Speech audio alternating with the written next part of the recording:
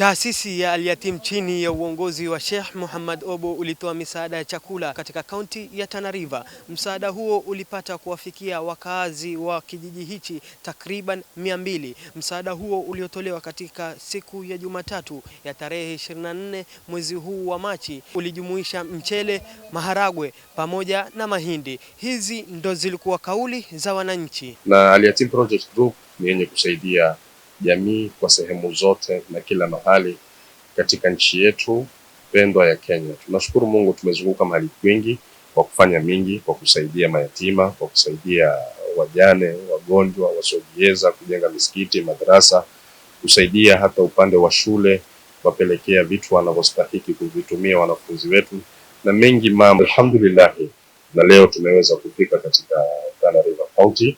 Tumekuja hapa kwa lengo la kuja kuwasaidia ndugu zetu. Allah tabaraka wa taala, familia 200 wataweza kupata chakula.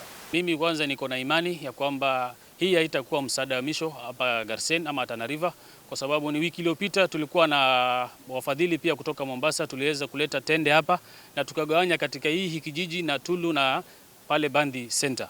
Niko na imani pia kwa uwezo wa Mwenyezi Mungu inshallah, kwa sababu kila kitu inakuwa kwa tofiki yake. Tutapata wafadhili wengine tena watakuja kusaidia hao watu wetu, kwa sababu what we need for now is a permanent residence. Wamekuja na washukuru pamoja na huyu kijana yetu ndio wanakimbia huku na huku. Hata wiki iliyopita ametukujia, wametuletea tende, wengine pia wameleta msaada chochote tumeomba.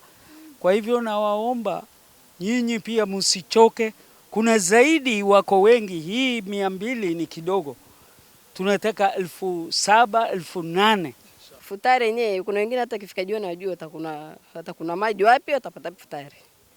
Sasa vile mmekuja nyinyi, tunawashukuru sana na tunaomba mzidi kusaidia jamii.